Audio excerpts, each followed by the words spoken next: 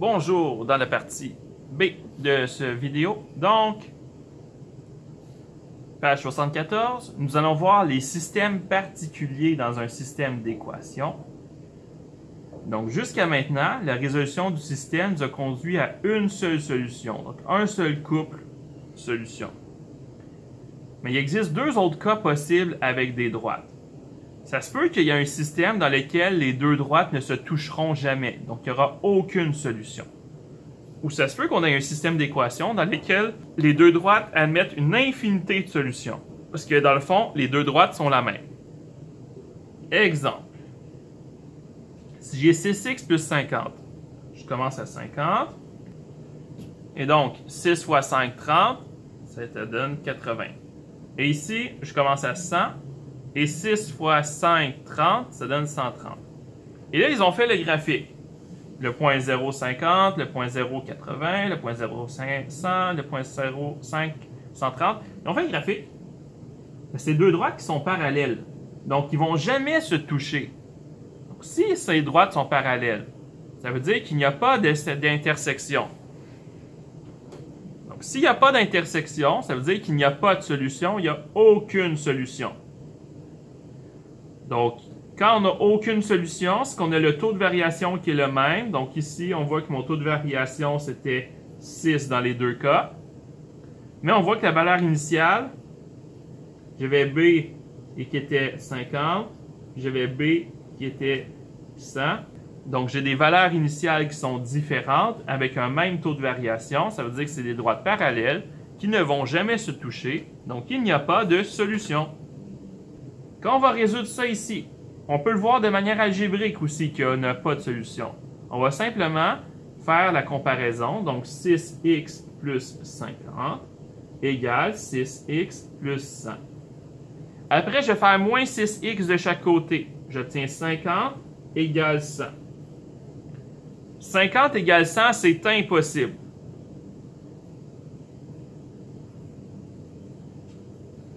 Donc, qu'est-ce que ça veut dire? Comme c'est impossible, ben, il n'y a pas de solution. Parce que quand on a fait la comparaison, on a pris pour acquis qu'il existait un point pour lequel les deux droites étaient égales. Mais comme j'arrive à quelque chose d'impossible, ça veut dire qu'il n'y a pas de solution.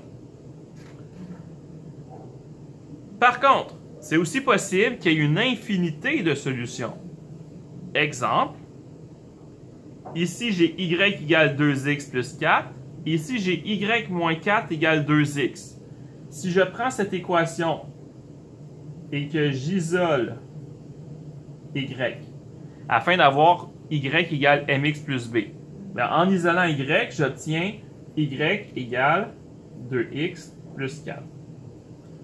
J'ai envoyé le 4 de l'autre côté. Fait qu'au fond, j'ai deux fois la même équation. Donc, si j'ai deux fois la même équation, si je la trace, ça va être deux lignes, une par-dessus l'autre. Ça veut donc dire qu'il y a une infinité de points d'intersection parce qu'il y a une infinité de points dans lesquels les deux droites sont identiques. Donc, pour que ça soit respecté, pour qu'on ait une infinité de solutions, il faut qu'on ait le même taux de variation. Dans ce cas-là, c'était 2. Il faut qu'on ait la même valeur initiale. Dans ce cas-là, c'était 4. Donc ici, comment est-ce qu'on fait pour voir quand il y a une infinité de solutions? On va résoudre. Je vais faire moins 2x de chaque côté. J'obtiens 4 égale 4. 4 égale 4, c'est toujours vrai. Peu importe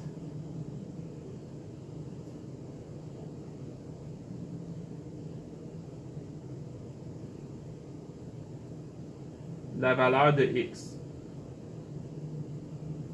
Donc, peu importe la valeur de x, c'est toujours vrai que 4 égale 4. Ça veut dire qu'on a une infinité de solutions. Il y a une infinité de solutions pour lesquelles 4 est égal à 4 parce que toutes les valeurs de x vont rendre ça vrai. Fait que si on résume, quand on n'a aucune solution, les droites sont parallèles.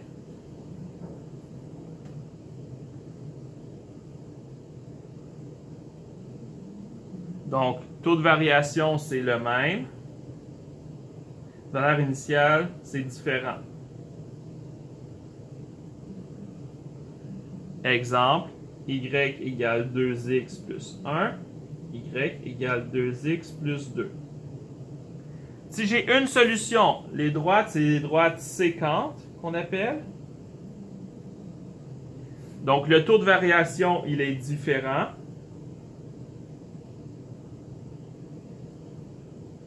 La valeur initiale, on s'en fout.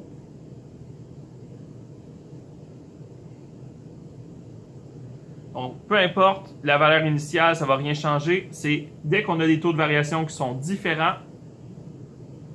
on sait que c'est des équations qui vont être séquentes, donc des droites séquentes. Exemple, y égale 3x plus 2, y égale 2x plus 2, ou bien on voit que c'est des taux de variation différents, paf, automatiquement c'est des droites séquentes. Si j'ai une infinité de solutions,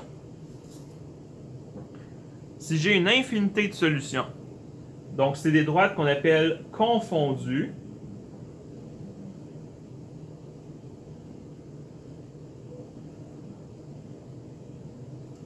Donc des droites qui sont confondues, le taux de variation est le même. La valeur initiale, elle est la même. Un exemple, ce serait y égale 2x plus 2 et 2y égale 4x plus 4. Ça a l'air deux équations différentes, mais au fond, si on isole y, c'est le même taux de variation, la même valeur initiale, donc ce serait deux droites confondues. Donc voilà, j'espère que vous avez apprécié cette vidéo. La plupart des systèmes d'équations que vous allez avoir en secondaire 3, bien ça va être une solution. Okay? Donc ça, c'est des cas particuliers assez rares. Je voulais vous les montrer quand même pour que vous soyez au courant. Sur ce, bonne journée!